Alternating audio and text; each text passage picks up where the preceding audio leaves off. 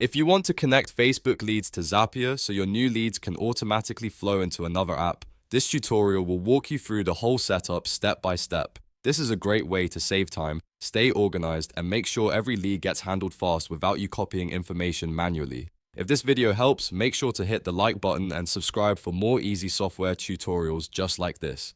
Alright, let's jump right in. First, go to Zapier in your browser and sign into your account. Once you're inside Zapier, look for the Create button.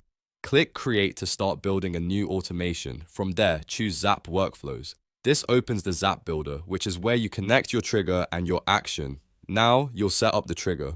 Click on Trigger to choose what starts the automation. In the app search bar, type Facebook and select it from the list. Once Facebook is selected, you'll need to choose the event that should fire the workflow. For Facebook leads, select Leads so the automation runs whenever a new lead comes in through your Facebook lead form.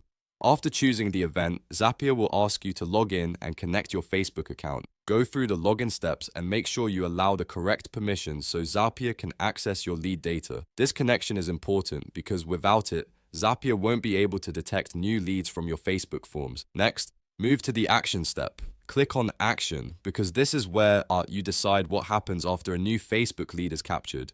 In the app search field, type the name of the app you want to send the leads to. For example, you can choose Mailchimp, Google Sheets, HubSpot, Airtable, or any other app that works for your workflow. Once you pick your app, click on Choose an Event and select the action you want Zapier to perform. This could be adding a new subscriber, creating a row, making a contact, or updating an existing record, depending on the app you selected. Then log into that app as well so Zapier can connect to it and send your lead data where it needs to go. After both your trigger and action are connected, click Build It in the top area to continue. This is where you can review your setup and make sure everything is mapped correctly. Before publishing, it's always smart to run a test. Click Test Run so Zapier can simulate the workflow and confirm that your Facebook lead data is reaching the destination app correctly. If the test looks good, review the details one more time. Check the lead fields, the connected accounts, and the action settings to make sure everything matches what you want. Once you're happy with the setup, click Publish to turn the automation on.